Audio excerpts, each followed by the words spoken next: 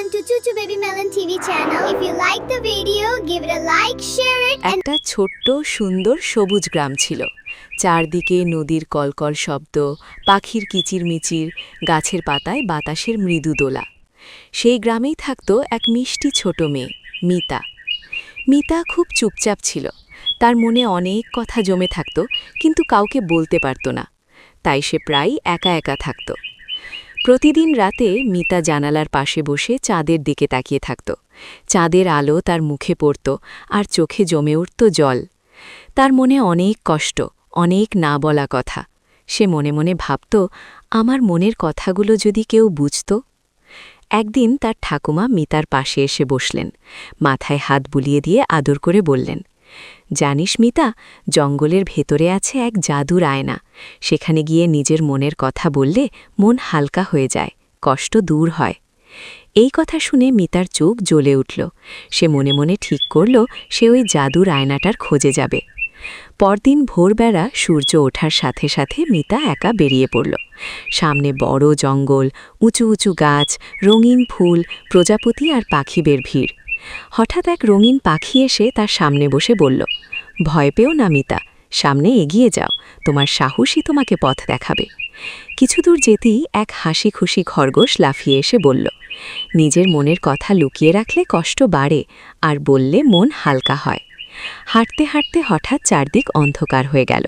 গাছগুলো ভয়ঙ্কর লাগছিল, বাতাস শো শো করছিল। মিতার একটু ভয় লাগল, কিন্তু সে বুক শক্ত করে বলল, আমি পারব, আমি ভয় পাব না। আরও এগিয়ে সে পৌঁছে গেল এক পুরনো মন্দিরের সামনে।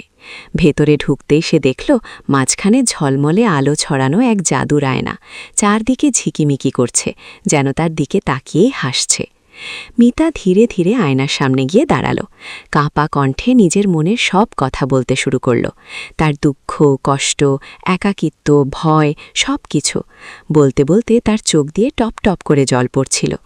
হঠাৎ আয়না নরম কণ্ঠে বলল, মিতা, নিজের মনের কথা বললেই মানুষ শক্তিশালী হয়। কষ্ট জমিয়ে রাখলে মন ভারী হয়, কিন্তু বললে মন হালকা হয়। এই কথা শুনে মিতার বুক হালকা হয়ে গেল।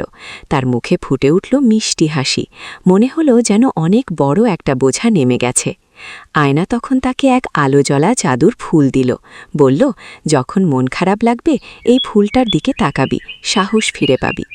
মিতা ফুলটা হাতে নিয়ে খুশি মনে বাড়ির পথে রওনা দিল। পথে পাখিরা গান গাইছিল, বাতাস যেন আনন্দে নাচছিল। সূর্য তখন অস্ত যাচ্ছিল, আকাশ রাঙা আলোয় ভরে উঠেছিল। বাড়ি ফিরে মিতা তার মায়ের কাছে সব মনের কথা খুলে বলল। মা তাকে শক্ত করে বুকে জড়িয়ে ধরলেন, আদর করে বললেন, বাবা, নিজের কথা বলাই সবচেয়ে বড় সাহস। সেই দিন থেকে মিতা আর নিজের কষ্ট লুকিয়ে রাখত না। সে পরিবার, বন্ধু আর গ্রামের মানুষের সাথে নিজের মনের কথা বলতে শিখল। সবাই তাকে বুঝতে শুরু করল, ভালোবাসতে শুরু করল। মিতা গ্রামের সব শিশুদের ডেকে বলল, মনের কথা লুকিয়ে রাখলে কষ্ট বাড়ে, আর বললে মন হালকা হয়। সব শিশুরা খুশি হয়ে হাততালি দিল। এখন মিতা আগের চেয়ে অনেক বেশি হাসি খুশি। তার চোখে আর দুঃখ নেই, আছে শুধু আনন্দ আর সাহসের আলো। এই গল্প আমাদের শেখায়, নিজের মনের কথা বিশ্বাসযোগ্য মানুষের কাছে বললে মন শান্ত হয়, সাহস বাড়ে আর জীবন সুন্দর হয়।